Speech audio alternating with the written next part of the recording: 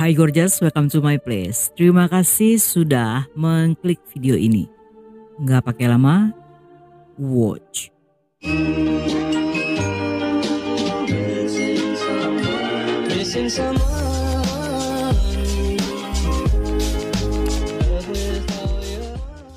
Karena saya penyuka channel kriminal, terutama suara asli manusia, saya mau info sedikit tentang Mabar Kriminal yang sering saya tonton. Bukan hanya karena pembawaannya yang asik, tetapi cara penyajian kisah yang runut serta detail membuat Mabar Kriminal cocok dijadikan teman di saat kita beraktivitas atau saat sedang bersantai. Buat penggemar true crime, jangan lupa mampir dan pantengin videonya. Bagi yang ikhlas, boleh banget di-subscribe biar kalian jadi orang pertama yang tahu saat channel Mabar Kriminal upload video baru. Sehari sebelum tahun baru Imlek 2019, di pasar Muang Tan Vietnam terlihat penuh sesak serta hiruk-pikuk dengan orang-orang yang sibuk mempersiapkan perayaan. Di Vietnam tahun baru Imlek dikenal sebagai Tết yang memiliki arti penting di wilayah tersebut.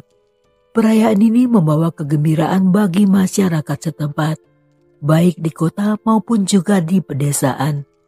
Namun dalam perayaan tersebut, akan terjadi sejarah kelam bagi sebuah keluarga. Salah seorang dari mereka akan menyeret anggota lainnya dalam sebuah mimpi buruk yang tidak terbayangkan. Hal ini merupakan pengkhianatan terbesar yang menyebabkan tewasnya seorang gadis muda dengan cara yang tidak terbayangkan.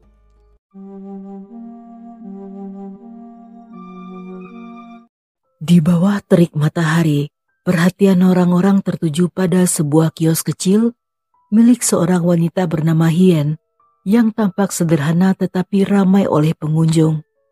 Hien yang berusia 37 tahun memiliki seorang putri bernama Duyen yang dulu seringkali membantunya. Namun sejak gadis 22 tahun tersebut menjalani kuliah di Universitas Pertanian dan Kehutanan, dia pun mulai jarang terlihat karena saat itu Duyen tinggal di kota yang berbeda.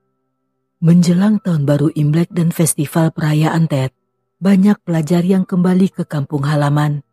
Mereka berasal dari desa-desa terpencil yang untuk pulang membutuhkan biaya cukup besar. Namun mereka tetap melakukannya, meskipun hanya sekali setahun, demi untuk merasakan hangatnya kebersamaan bersama keluarga. Dan begitu pula dengan Duyen, yang saat itu telah kembali ke rumah. Walaupun pulang untuk liburan, tetapi alih-alih bersantai, dia justru membantu ibunya di kios unggas mereka yang keadaannya selalu ramai. Dan kehadiran gadis itu seketika mencuri perhatian serta membuat suasana menjadi hangat. Di tanggal 3 Februari, tampak dua orang pria berjalan santai di dalam pasar. Saat itu, mereka berhenti di beberapa kios dan mengajukan pertanyaan kepada setiap orang yang mereka temui. Mereka datang ke sana untuk mencari tahu nomor telepon Duyen, karena mengetahui gadis itu sedang liburan dan membantu ibunya di kios. Namun karena tidak berhasil mendapatkan nomor tersebut, sehingga mereka pun menuju ke kios milik Hien. Hanya saja mereka tidak berani mendekat ketika melihat Duyen yang saat itu sedang bersama ibunya. Walaupun sangat ingin bertemu gadis itu, namun karena Hien juga berada di sana, pada akhirnya mereka pun membatalkan niatnya dan memutuskan untuk kembali esok hari.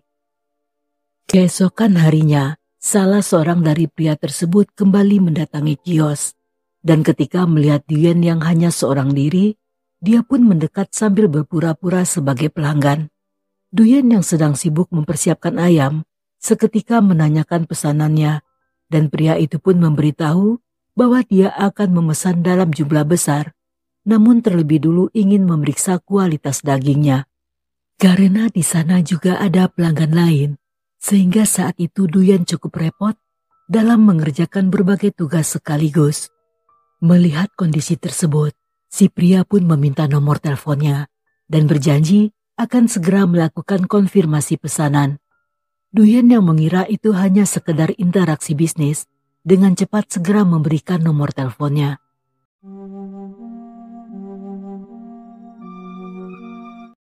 Selama masa perayaan Tet, kios unggas itu mendapat orderan berkali lipat dari biasanya.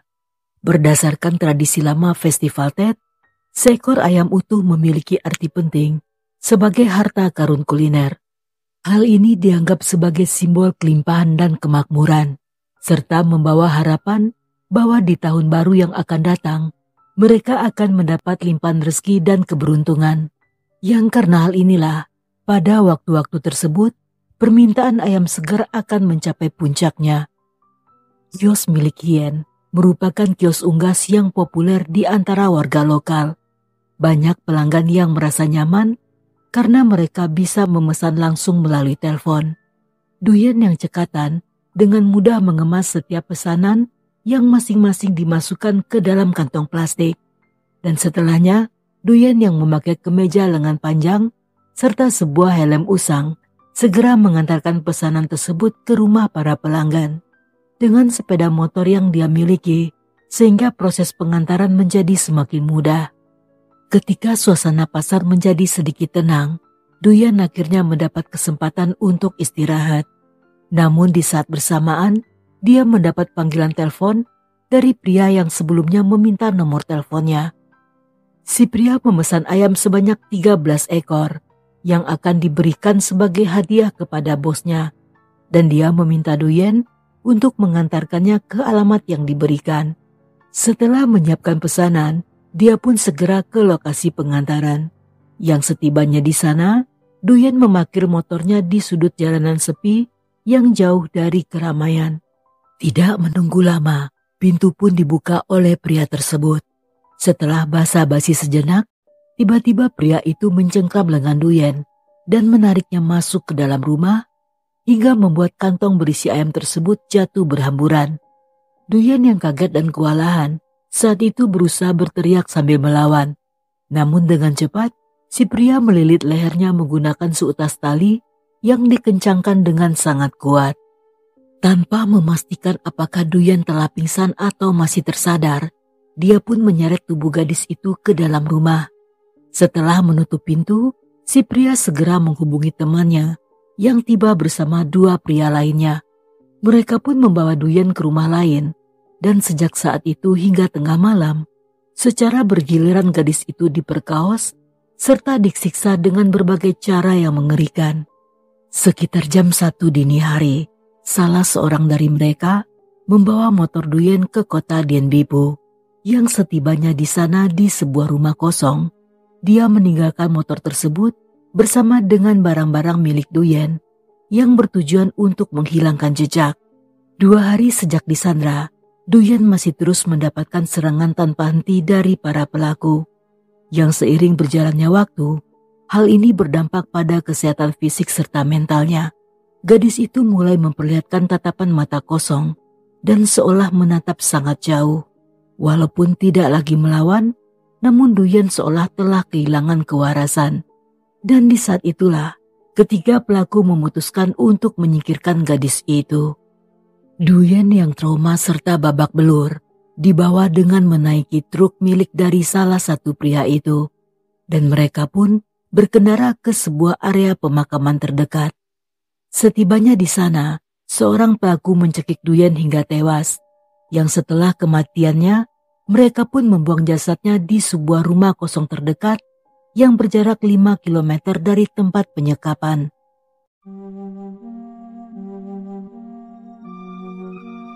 Ketika menyadari Duyen menghilang, suasana di rumahnya menjadi sangat kacau. Keluarganya yang panik berusaha untuk mencari keberadaan sang putri, namun tidak berhasil menemukannya. Mereka berkali-kali menghubungi serta mengirim pesan ke ponselnya yang sayangnya tidak ada jawaban. Hingga beberapa waktu kemudian, Hien mendapat panggilan dari salah satu pelaku. Mereka menuntut sejumlah uang, tetapi entah mengapa Hien menolak permintaan tersebut dan memutuskan untuk melapor pada polisi. Dan 3 hari setelah melakukan pencarian, pada pagi hari di tanggal 7 Februari, polisi mendapat panggilan dari warga di daerah Komune Tanua. Mereka melaporkan tentang penemuan jasad di sebuah kandang babi terlantar, yang setibanya di lokasi, polisi memastikan jika korban adalah Duyen yang selama ini mereka cari. Gadis itu dalam kondisi menyedihkan, yang hanya memakai baju bagian atas serta pakaian dalam, sedangkan celana panjangnya entah berada di mana. Kepalanya ditutupi helm yang saat itu dipasang dalam keadaan terbalik, yang setelah dibuka terlihat adanya luka-luka memar di sekitar wajah serta leher. Hal ini menunjukkan bahwa Duyen tewas akibat dicekik, dan dari luka pada bagian intimnya, forensik memastikan bahwa Duyen telah diperkaos dengan brutal. Ketika penemuan Duyen muncul ke publik, hal ini menggemparkan Vietnam. Kasus Duyen merupakan salah satu kasus terkejam yang pernah terjadi di negara itu. Banyak masyarakat yang mencela perbuatan para pelaku. Sebagian lain bahkan menyumpahi agar mereka segera tertangkap dan berharap bisa membuat mereka menjadi onde-onde kuah kecap. Hien yang saat itu diwawancarai oleh banyak media sambil menangis menceritakan tentang kehidupan sang putri. Dia mengatakan bahwa Duyen akan lulus kuliah dalam waktu 6 bulan dan menyatakan keinginannya untuk merawat sang ibu. Kisah tersebut membuat banyak orang bersimpati. Mereka ikut merasakan kesedihan yang dialami wanita itu karena baru saja kehilangan putri kesayangan. Di balik semua perhatian itu, para warga yang mengenal Hien mulai menduga-duga bahwa mungkin saja tewasnya Duyen akibat dari harta kekayaan keluarganya. Sebagai pengusaha unggas yang memiliki banyak uang, tentunya hal ini akan menarik perhatian perampok yang berakibat pada tewasnya sang putri. Asumsi tersebut mulai beredar di sekitar lingkungan tersebut setelah mereka mendengar tentang panggilan telepon dari salah satu pelaku yang meminta uang pada Hien. Dan mereka sangat heran mengapa Hien tidak membayar uang tersebut demi menyelamatkan putrinya, dan mengapa dia lebih memilih melapor pada polisi yang pada akhirnya tidak berhasil menyelamatkan Duyen.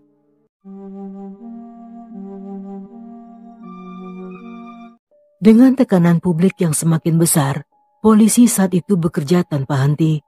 Mereka telah memeriksa sebanyak 1.000 orang yang diduga terkait atau mengetahui tentang kasus ini. Selain itu, polisi juga menurunkan tim pengintai serta para detektif terbaik yang dibantu unit khusus dari Kementerian Keamanan Publik. Selama seminggu bekerja keras dan nyaris tidak sempat tidur, polisi pada akhirnya berhasil menemukan satu tersangka yang bernama Van Hung. Pria berusia 35 tahun ini diketahui sejak kecil telah menjalani kehidupan keras. Polisi menggambarkannya sebagai pribadi yang keras kepala, pemberontak, dan memiliki kemiripan sifat dengan penjahat yang sering mereka hadapi. Perceraian orang tuanya dan kematian ibunya yang mendadak menjadi awal mula petaka, karena setelahnya 2 orang saudaranya menjadi pecandu narkoboy, sedangkan Hung terpaksa tinggal bersama sang ayah, yang hal ini membuatnya semakin terjerumus dalam dunia kriminal. Saat memasuki usia dewasa, Hung telah memiliki 4 catatan pelanggaran hukum serta 3 kali dipenjara. Namun yang menarik perhatian polisi bukanlah catatan kejahatannya di masa lalu, melainkan karena nomor teleponnya tercatat sebagai nomor terakhir yang dihubungi Duyen. Ketika pemeriksaan dimulai, Hung mengelak dengan segala cara. Sepertinya dia berusaha menutupi sesuatu yang lebih besar dari sekedar kasus tewasnya Duyen. Selama pemeriksaan berlangsung dan seolah ingin mempercepat proses, Hung mengakui semua tuduhan serta mengatakan jika dialah satu-satunya pelaku dalam kasus itu. Namun hal ini hanya memperumit situasi karena pengakuannya yang sangat mudah justru membuat polisi semakin curiga bahwa ada sesuatu yang disembunyikan pria itu. Dalam masa-masa ini, beredar rumor tentang kasus tersebut, di mana masyarakat mengatakan bahwa penyerangan terhadap Duyen dilakukan oleh 4 hingga 5 pria mabuk. Namun rumor tersebut dibantah oleh polisi yang mengakui bahwa pelaku berjumlah 5 orang, namun saat melakukan kejahatan, semuanya dalam keadaan sadar. Di saat rumor masih beredar, polisi berhasil mengumpulkan barang bukti, termasuk sampel DNA, serta barang-barang Duyen yang di sana juga ditemukan adanya DNA milik Hung. Berdasarkan temuan tersebut, Polisi kembali mengkonfrontasi pria itu. Hingga akhirnya di tanggal 11 Februari, dia pun mengakui bahwa pembunuhan tersebut melibatkan beberapa pelaku lainnya. Dia mengatakan jika motif pembunuhan Duyen merupakan murni perampokan yang berakhir dengan pemerkosaan setelah tergoda melihat kecantikan gadis itu. Namun lagi-lagi, polisi tentunya tidak mempercayai.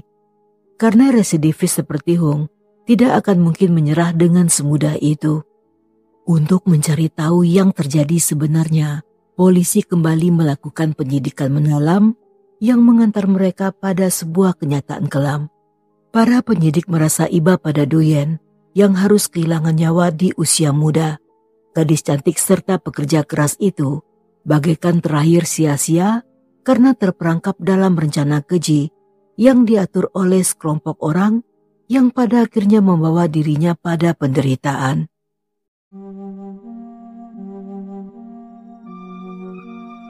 Enam hari kemudian, polisi menangkap 3 pria lainnya yang bernama Pan Fang Hung dan Van La.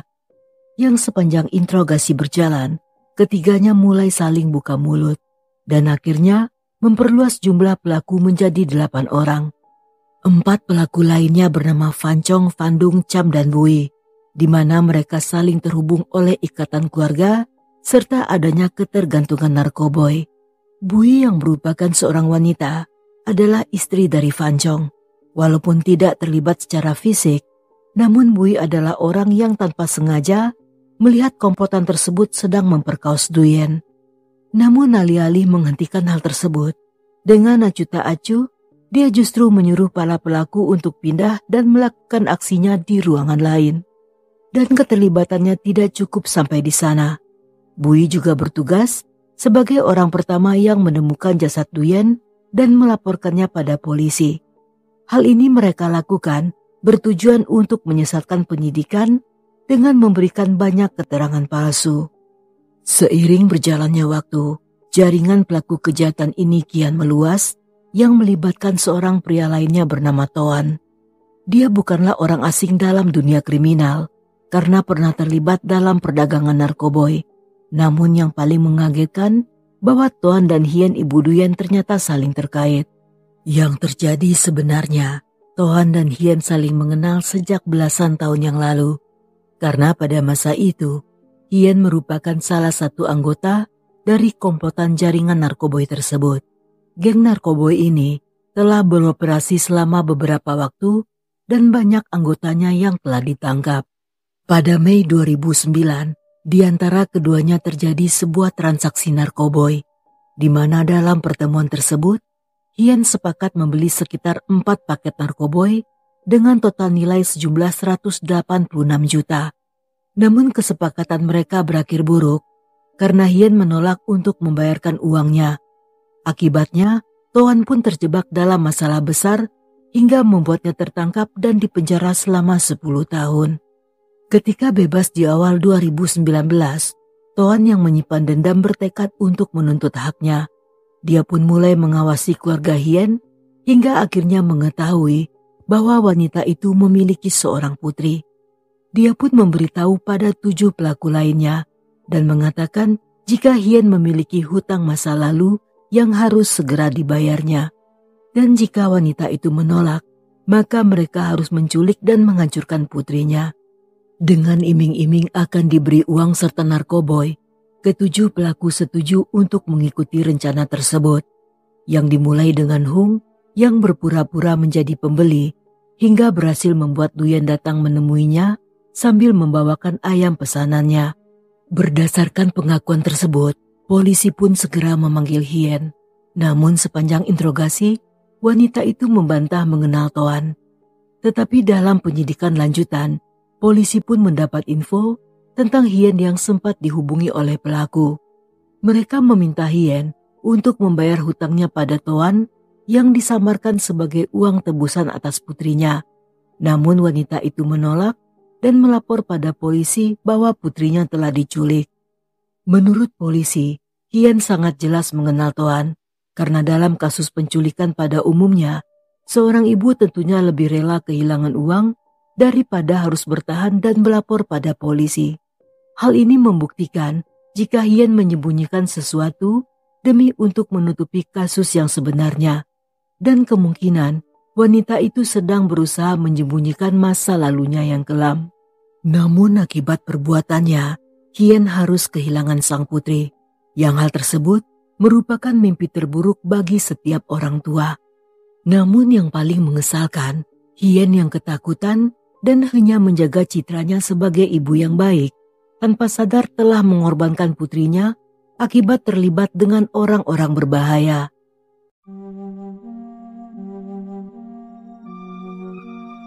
Dalam persidangan yang dilakukan 3 bulan kemudian, suasana dipenuhi dengan drama yang dimana para pelaku berulang kali merubah-rubah pengakuan. Salah seorang dari mereka bahkan mengaku tidak mengenal pelaku lainnya, dan dia terpaksa mengaku karena selama 7 hari interogasi, dia telah mengalami banyak penyiksaan oleh polisi, termasuk dengan cara ditelanjangi serta disetrum menggunakan tongkat listrik. Namun dalam persidangan lainnya, saat itu dia mengaku telah berbohong.